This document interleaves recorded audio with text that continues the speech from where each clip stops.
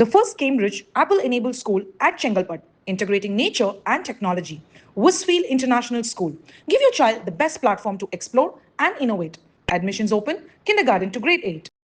பாஜகவின் தன்னார்வ தொண்டு நிறுவன பிரிவு மாநில அமைப்பாளர் அர்ஜுனமூர்த்தி நம்மோடு இருக்கிறார். அவரிடம் பேசலாம். சார் வணக்கம் சார். திரு அண்ணாமலை அவர்களோட பேச்சை நாம் கவனிக்கிறப்ப பிரதமர் மோடியோட ஆசையோட தான் அவர் கட்சி தொடங்கி இருக்கிறதுக்கான ஒரு துணி தெரியுது. உண்மையில் அண்ணாமலையோட அவர் இந்த கட்சி தொடங்கினதை டெல்லி எப்படி பார்க்குது சார்? ஒரு கட்சியிலேருந்து ஒருத்தர் வெளியே போகும்போது அதில் எந்த துணியும் பாரதிய ஜனதா கட்சி பார்க்கறதுக்கு வாய்ப்பே இருக்காது. என்ன காரணம்னா, பாரதிய ஜனதா கட்சி உலகத்திலே மிகப்பெரிய கட்சின்னு எல்லாருக்குமே தெரியும். அதை தாண்டி மோடி அவர்களோட ஆளுமையிலையும் அமித்ஷா அவர்களோட கம்ப்ளீட் நிர்வாக திறமையிலையும் இருக்கக்கூடிய மிகப்பெரிய கட்சி. இதில் மென்மே கம் மென்மே கோ தான் எப்போதுமே. யார் வேணால் வரலாம், யார் வேணால் போகலாங்கிறது இருக்கும்போது இவ்வளோ பெரிய அரசாங்கத்தையும் இவ்வளோ பெரிய நாடையும் உலக தலைவராக இருக்கிற மோடி அவர்கள் இதில்னா அவ்வளோ தூரம் சிரத்தை எடுத்து பார்க்குறாங்களா என்னங்கிறது பார்க்க யோசிக்கணும். ஆனால் ஒரு விஷயத்தில் மட்டும் மோடி அவர்கள் தெளிவாக இருப்பாங்க. என்னென்னா, அவர் மனிதர்களை இண்டிவிஜுவல் பீப்புளை பார்க்குறத காட்டிலும் கட்சியோட அமைப்பும் கட்சியோட பலமும் கட்சியை பலவீனப்படுத்தக்கூடிய விஷயங்களையும் ரொம்பவே தீர்க்கமாக யோசித்து செயல்படக்கூடியவர் தான் மோடி அவர்கள். அதனால் அவங்கள பொறுத்தவரைக்கும் இன்னைக்கு மாநில தலைமையில் இருக்கிறது எங்களோட நைனா நாகேந்திரன் அவர்கள் தான். அவரை எந்த அளவுக்கு பலப்படுத்தணும், என்ன விதமான பலவீன சூழ்நிலைகள் நடந்தாலும் அந்த பலவீன சூழ்நிலைகளை எங்கள் கட்சியோ எங்கள் கட்சி உறுப்பினர்களோ அதில் போய் எந்தவித குழப்பமான சூழ்நிலைக்கு போயிடக்கூடாதுங்கிறதுல மோடி அவர்கள் தெளிவாக இருப்பாங்க. மோடி அவர்கள் எப்போதுமே எல்லாத்தையும் மோட்டிவேட் பண்ணக்கூடியவங்க. நாடே மோட்டிவேட் பண்ணி இவ்வளோ பெரிய உயரத்துக்கு எடுத்துகிட்டு வந்தவருக்கு இந்த மாதிரி சின்ன சின்ன பின்னடைவுகளோ சின்ன சின்ன இந்த சேதாரம்லாம் சொல்லுவாங்கள்ல, அது மாதிரி சின்ன சின்ன சேதாரங்களுக்கெல்லாம் அவ்வளோ இம்பார்ட்டன்ஸ் கொடுப்பாரான்னு தெரியல. கோவிட் மாதிரி மிகப்பெரிய பிரச்சனை, உலகமாக பிரச்சனை கோவிட், அதே லெஃப்டில் ஹேண்டில் பண்ணவர் எங்கள் மோடிஜி. இதெல்லாம் என்ன? திரு அண்ணாமலை அவர்கள் ஏன் இத்தனை நாள் டெல்லியில் தங்கியிருந்தார்? அவர் அமித்ஷாவிடம் என்ன பேசினார் அப்படின்ற விவரங்கள்லாம் நிச்சயமாக உங்களுக்கு தெரிஞ்சிருக்கும். இந்த சந்திப்பின் பின்னணியில் இருக்கக்கூடிய தகவல்கள் என்ன சார்? பின்னணியில் உள்ள தகவல்லாம் அந்த அளவுக்கு வெளிப்பட தன்மையோடு பேசுவதற்கு அந்த இடத்துல நான் இருக்கேனான்னு எனக்கு தெரியலை. ஆனால் ஒரு விஷயம், எங்களோட கட்சியோட சித்தாந்தங்களும் எங்கள் கட்சியோட அமைப்பு கட்சியோட தலைமையோட அப்ரோச்சும் என்னங்கிறது எனக்கு நல்லாவே தெரியும். அதை பார்க்கும்போது என்னென்னா, இந்த மாதிரி ஒரு சூழ்நிலைகள் வரும்போது அவங்க உமா பார்வதி போல, கல்யாண்ஜி போல, எடியூரப்பா போல பெருங்கொண்ட தலைவர்களை பல ஆண்டுகள் அரசியல்லையே இருந்து அரசியல் வாழ்க்கையாக வாழ்ந்த தலைவர்கள் எல்லாம் பார்த்துருக்காங்க அவங்க. அப்படிப்பட்ட சூழ்நிலையில் அவங்களாம் இதெல்லாம் லெஃப்டில் தான் டீல் பண்ணுவாங்க. நான் ஏற்கனவே சொன்னபடி அவங்கள பொறுத்த வரைக்கும் என்ன, யாரோ ஒருத்தர் வர்றாரு நம்ம கட்சியில் இருந்தவர், அவர் ஏதோ அவரோட விருப்பத்தை செயலாற்றுறதுக்கு போகிறாரு செய்ய போகிறாருன்னு ஏதாச்சும் அவர் பேசியிருந்தா, அவர் சப்போஸ் அண்ணாமலை அவர்கள் தன்னோட விருப்பம் என்ன, நான் என்ன செயல்பட போகிறேன், நான் இது மாதிரி செய்கிறதுக்காண்டி விருப்பப்படுறேன் அப்படின்னு அவர் பேசியிருக்கிற பட்சத்தில் அது காது கொடுத்து கேட்பாங்க. அதுக்கு மேலே அவங்க ரியாக்ட் பண்ணுறது. ஏன்னா எங்கள் கட்சி ஒரு தனி ஒரு மனிதன் மாதிரி, இப்போ அண்ணாமலை மாதிரி தானே முடிவு பண்ணி தனிச்சையாக செயல்பட்டு தானே எல்லாத்தையும் சொல்லி தானே உருவாக்கி தானே உட்காந்து ஒரு வீடியோ கொடுத்து தானே பண்ணுறதுக்கு ஒன்றும் இண்டிவிஜுவல் பர்சனாலிட்டி இல்லை. அவங்கெல்லாம் கலெக்டிவ் ஒர்க்கு. எங்கள் கட்சி கலெக்டிவாக கியூமுலேட்டிவாக உட்காந்து எல்லாத்தையும் பேசி ஆராய்ஞ்சு தான் முடிவெடுப்பாங்களே. நீங்கள் நானும் பார்த்துட்டோங்கிறதுக்காக நான் உடனே ஒரு முடிவு எடுத்து உங்கள்கிட்ட சொல்கிறதுக்கு நம்ம அது மாதிரி ஒரு பிஸ்னஸ் லைக்காக ஒன் ஆன் ஒன் மாதிரிலாம் பண்ணுற பழக்கமெல்லாம் பாரதிய ஜனதாவுக்கு என்றைக்குமே கிடையாது. அதுவும் அமித்ஷா மாதிரி ஒரு சீசன்டு பொலிட்டீஷியன்ஸ் எல்லாம் அந்த மாதிரிலாம் செயல்படவே மாட்டாங்க. எதாக இருந்தாலும் காது கொடுத்து கேட்பாங்க, லிசன் பண்ணுவாங்க. எக்ஸ் மாநில தலைவராக இருந்தோட கருத்து என்னன்னு கேட்டுக்குவாங்க, தெரிஞ்சுக்குவாங்க, புரிஞ்சுக்குவாங்க. அதுக்கப்புறம் பலவிதமாக ஆராய்ச்சி மனப்பான்மையோட பார்ப்பாங்க. அதில் எவ்வளோ உண்மைத்தன்மை இருக்குன்னு பார்ப்பாங்க. இந்த உண்மைத்தன்மையை புரிஞ்சுக்கிட்டு தான் அவங்க முடிவெடுத்து செயல்படுத்துவாங்களே வெளியே சும்மா ஜஸ்ட் லைக் தட் ஒரு ஆஃப் ஹேண்டாக ஒரு இன்ஃபர்மேஷன், ஓப்பா தம்பி நல்லா சூப்பர் நல்ல ஐடியா பண்ணிட்டீங்க, போய் நீங்கள் சூப்பராக பண்ணுங்கலாம் ஆசீர்வாதம் பண்ணியெல்லாம் அனுப்பாங்களான்னு எனக்கு சந்தேகமாக இருக்குது. அப்படியெல்லாம் நடக்க வாய்ப்பு இருக்காது. ஒரு கட்சின்னு வந்தவர் ஒரு கட்டுக்கோப்பும் சேர்ந்து வந்துடும். அது எங்கள் கட்சிக்கு அதீதமான கட்டுக்கோப்பு உண்டு. அந்த கட்டுக்கோப்பில் யார் பிழை செய்தாலும் அந்த கட்டுக்கோப்பை விட்டு யார் நழுவுனாலுமே அவங்க ஜர்க் ஆயிடுவாங்க. இது என்னடா அது, நம்ம கட்சியில் இந்த மாதிரி ஒரு போக்கு கிடையாது. இந்த மாதிரி தனிச்சையாக ஒரு முடிவு எடுத்து நம்ம இத்தனை காலம் இந்த ஒரு பர்சனை வந்து நம்ம இந்த அளவுக்கு பில்ட் பண்ணியிருக்கோமே, இவரை நம்பி நம்ம இந்த அளவுக்கு வந்து இந்த கட்சியை வளர்க்கணுமேனு முடிவு பண்ணியிருக்கோமே, இந்த அளவுக்கு அவருக்கு நம்ம சப்போர்ட் பண்ணியிருக்கோமே, இவர் இவ்வளோ சப்போர்ட்டை வாங்கி தன்னையை வளர்த்து தாம் பெயரை வளர்த்து தாம் புகழை வளர்த்து இந்த அளவுக்கு ஒரு வந்தவரோட முடிவு இது மாதிரி அவர் சொன்னது எனக்கு தெரியாது. அண்ணாமலை அவர்கள் என்ன சொன்னாருன்னு தெரியாது அமித்ஷாஜி கிட்ட. அப்படி சொல்லும் போது அவங்க கட்சியாக தான் பார்ப்பாங்க, தனி ஒரு மனுஷனை பார்க்க மாட்டாங்க. அப்போ இது கட்சியோட பின்னடைவு என்ன, கட்சிக்கு என்ன இதுலனால நமக்கு நல்லது கெடுதல் என்னங்கிறதான் தீர்க்கமாக ஆலோசிக்க போயிடுவாங்களே வெளியே ஆஃப் ஹேண்டாக பதில் சொல்லி கை கொடுத்து வாழ்த்து சொல்லி அனுப்பியிருப்பாங்களாங்கிறது எனக்கு டவுட்டு தான். திரு அண்ணாமலை அவர்களோட புதிய கட்சி தமிழக பாஜகவுக்கு எந்த அளவுக்கு சவாலாக இருக்கும்னு நினைக்கிறீங்க? ஒரு சவால் இல்லை, ஒன்றும் கிடையாது. எவ்வளோ கட்சி தமிழ்நாட்டில் இருக்குது, எவ்வளோ லெட்டர் பேடு கட்சியே நிறையா இருக்குது. எல்லாருக்கும் ஒரு ஆர்வம் வந்து ஜனநாயக நாட்டில் யார் வேணால் கட்சி ஆரம்பிக்கலாம், யார் வேணாலும் ஆரம்பிக்கலாம், யார் வேணால் பண்ணலாம். எவ்வளோ கட்சிகள் நம்ம பார்த்துருக்கோம். சசிகலா அம்மையார் வந்து அங்கேருந்து பெங்களூர்லேருந்து புறப்பட்டு சென்னைக்கு வர்றதுக்கு பல மணி நேரம் ஆச்சு. அவருக்கு வந்த கூட்டமும் செயலும் பார்த்து அவங்க வந்தால் கட்சி ஆரம்பித்து அப்படி எழுச்சி வந்துடும்.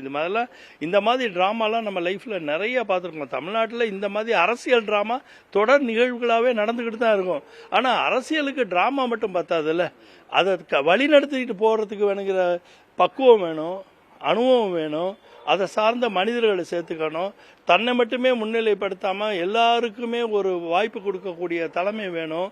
அந்த ப்ரைடை தான் மட்டுமே என்ஜாய் பண்ணக்கூடிய ப்ரைடாக இல்லாமல் அந்த ப்ரைடை எல்லாருக்கும் டிஸ்ட்ரிபியூட் பண்ணி கொடுக்குறது மாதிரி ஒரு அமைப்பு வேணும்.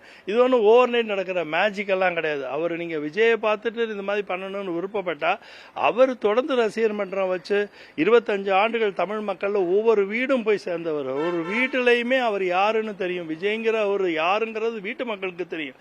அதனால் விஜயை வச்சு ஒரு கட்சி ஆரம்பித்து அவர் போய் சேர்றதோட வேகம் வந்து எல்லாருக்கும் அந்த மாதிரி ஒரு வேகம் வருங்கிற எண்ணத்தோட எந்த முயற்சி பண்ணாலுமே அது விவேகமான முயற்சி இல்லைங்கிறதான் என்னோட அனுபவத்து வாயிலாக நான் சொல்ல முடியும்.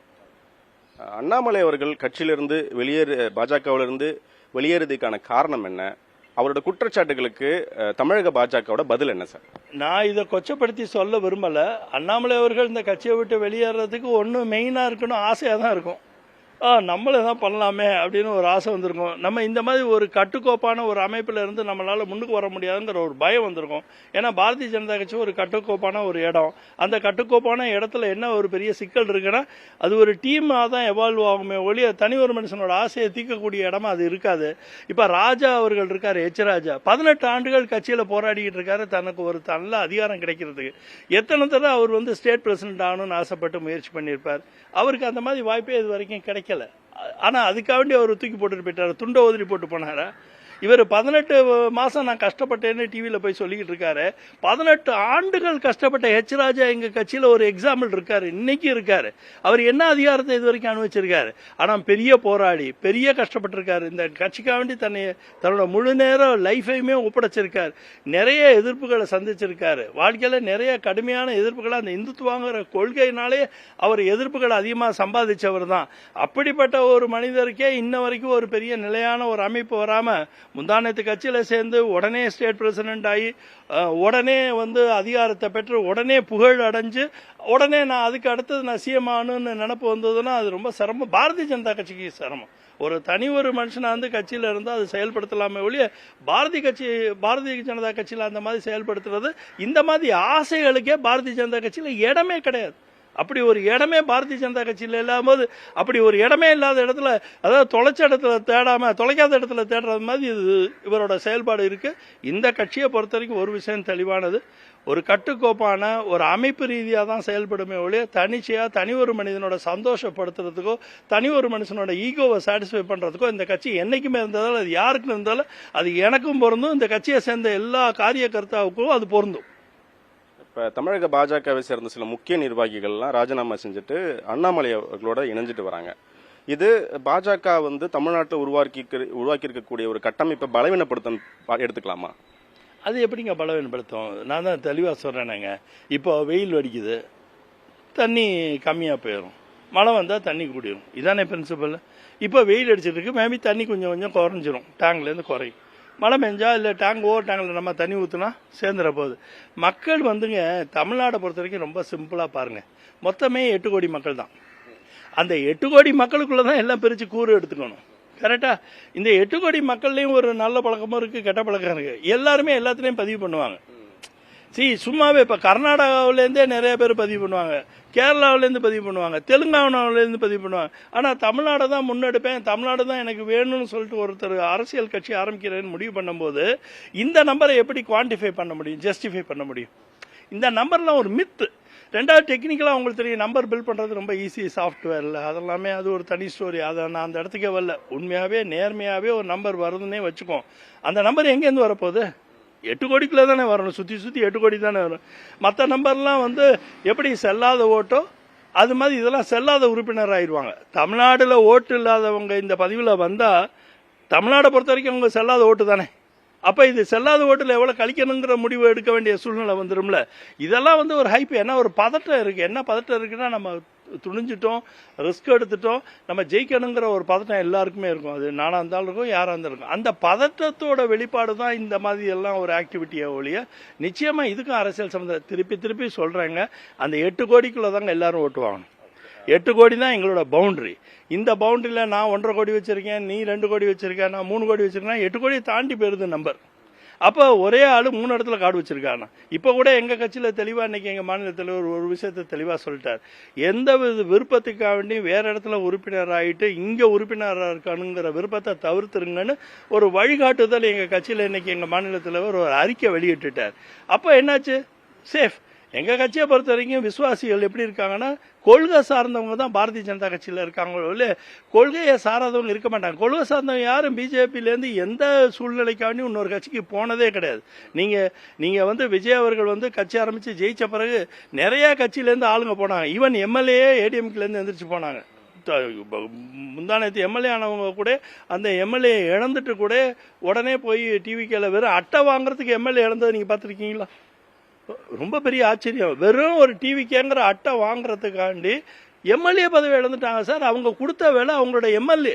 பெரிய ஆச்சரியம். இதெல்லாம் சரித்திரத்தில் நடக்காத ஒரு நிகழ்வு நடந்தது. இது அதுவும் 10 நாள்லேயே நடந்தது. இதெல்லாம் அப்படியெல்லாம் யாருமே பிஜேபியிலேருந்து இது வரைக்கும் போகல. டிவிகேக்கு யாராவது பிஜேபியிலேருந்து போகல. அப்போது உங்களோட ஓன் ஸ்டாக் எடுத்துகிட்டு போகிறது ஆக்சுவலாக நான் ரொம்ப தெளிவாக ஒன்று விருப்பப்பட்டு சொல்ல விரும்புகிறேன். ஒரு பாரதிய ஜனதா கட்சியில் இருந்துட்டு பாரதிய ஜனதா கட்சியிலேருந்து பீப்புளை உடனே இப்படி எடுத்துகிட்டு போகிறது அது அவருக்கு நன்மதிப்பை கொடுக்காது. நிச்சயமாக அவருக்கு ஒரு நன்மதிப்பை கொடுக்காது, லாங் டேர்மில் கொடுக்காது. ஏன்னா ஒரு விரோத போக்குக்கு இவரே ஒரு ஆரம்ப புள்ளியாக ஆயிடுவாரோங்கிற பயம் எனக்கு இருக்குது.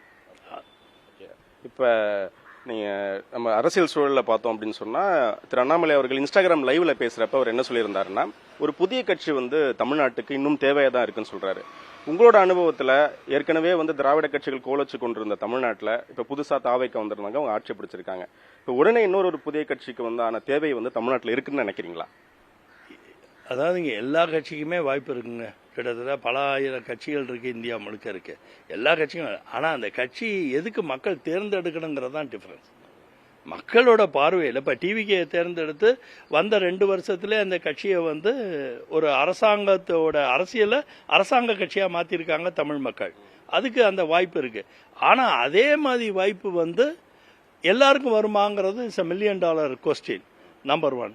நம்பர் 2 என்னன்னா, அரசியல் கட்சி ஆரம்பிச்சாவே நம்ம அதிகாரத்தை தான் அடையணும்னு நினைக்கிற அரசியல் குணமே தப்புங்கிறது தான் என்னோட. அரசியல் கட்சி நம்ம ஆரம்பிக்கிறதோட பர்பஸ் என்னன்னா, மக்களுக்கு சேவை பண்ணுறதுக்காண்டி தான் நம்ம அரசியல் கட்சி ஆரம்பிக்கிறோமே, அதிகாரத்தை அடையிறதுக்காண்டி ஆரம்பிக்கலை. இப்போ அதிகாரத்தையே அடையாத சீமானவர்கள் தொடர்ந்து அரசியல் பயணம் பண்ணிக்கிட்டு இருக்காங்க. அவர் அதிகாரத்தை அடையலை. 15-20 வருஷமா அதே ஒரு போராடியா பண்ணிக்கிட்டே இருக்கார். அதிகாரத்தை அடையலை. ஆனால் அந்த போராட்டத்தை விடலை. அந்த முன்னெடுப்புக்கு, அதாவது அரசியல் முன்னெடுப்புகள், தமிழ்நாடோட பாதிப்புகளை, தமிழ்நாடு மக்களோட பாதிப்பும் மக்கள் நலனை சார்ந்த விஷயங்களை தொடர்ந்து செய்கிறார். 2 விஷயம் செய்கிறார். மக்கள் நலனையும் பேசுகிறாரு, மக்களுக்கு வந்தால் எவ்வளோ நலன் செய்வேங்கிறதையும் பேசுகிறார். இது 2மே பேலன்ஸ் பண்ணி தான் அவர் பண்ணிக்கிட்டு இருக்கார். ஸோ இதெல்லாம் ஆப்ரேஷன் சிந்தூர் மாதிரி நடக்கும்போது தான் இதோட சக்ஸஸ் இருக்கா இல்லையான்னு தெரியும். ஆப்ரேஷன் சிந்தூர் எவ்வளோ சக்ஸஸ் ஆச்சு, அதுக்கு அவ்வளோ புரிதல் இருந்தது, அவ்வளோ பிளானிங் இருந்தது, அதுக்கு உண்டான டீம் இருந்தது, அதுக்கு உண்டான சயின்ஸ் இருந்தது. இப்போ எல்லாரும் ஆரம்பிச்சுட்டு எனக்கு பிளானிங் இருக்குது, சயின்ஸ் இருக்குது, அது இருக்குது, இது இருக்குன்னு சொல்லிட்டு கடைசியில் மக்கள் விரும்பலைனா இந்த தடவை எலெக்ஷனே பெரிய எடுத்துக்காட்டு. ஆளுங்கட்சி 5 வருஷம் ஆண்ட ஆளுங்கட்சியை மக்கள் விரும்பலை, ஏதோ ஒரு காரணத்துக்கு நிராகரிச்சுட்டாங்க. அவங்களும் எவ்வளோ திட்டங்களை கொடுத்தாங்க, அவங்க மேனிஃபெஸ்டோ அந்த அளவுக்கு கிளாமராக கிரியேட் பண்ணாங்க. இந்த போயிட்டு நாங்கள் என்டிஏவோட மேனிஃபெஸ்டோ ஃப்ரம் ஏடிஎம்கேலேருந்து ஃப்ரிட்ஜ் வரைக்கும் கொடுக்குறோன்னு கிளாமர் கிரியேட் பண்ண மக்களுக்கு அங்கெல்லாம் விருப்பமே படலையே. அப்போ மக்கள் பார்வையில் தான் ஒரு அரசாங்கம் உருவாகுதே ஒழிய உங்கள் பார்வையிலையோ உங்கள் ஒர்க்லேயோ நீங்கள் பண்ணுற சயின்டிஃபிக் மேனிப்புலேஷன்லேயோ அல்ல. நீங்கள் கீப் ஆன் டூயிங் மேனிப்புலேஷன் பண்ணுங்கள். அரசியலில் மேனிப்புலேட் பண்ணுறதுல தவிர்க்க முடியாது. யார் மேனிப்புலேட் பண்ணாலும் மக்களுக்கு அந்த மேனிப்புலேஷன் ஒர்க் அவுட் ஆனால் தான் வெற்றி வருமே ஒழிய உங்கள் விருப்பத்துக்கு மக்கள் வர்றதே இல்லை. அதில் மக்கள் தமிழ்நாட்டு மக்கள் ரொம்ப புத்திசாலியாகவும் இருக்காங்க, ரொம்ப அதீத புத்திசாலியாக இருக்காங்கிறது இந்த எலெக்ஷன் 2026 எலெக்ஷன் நம்ம எல்லாருக்குமே வழிகாட்டியிருக்கு. நன்றி சார். புதிய தலைமுறைக்காக ஒளிப்பதிவாளர் சேகருடன் Punitha Balaji. The first Cambridge Apple-enabled school at Chengalpat, integrating nature and technology. Westfield International School. Give your child the best platform to explore and innovate. Admissions open, kindergarten to grade 8.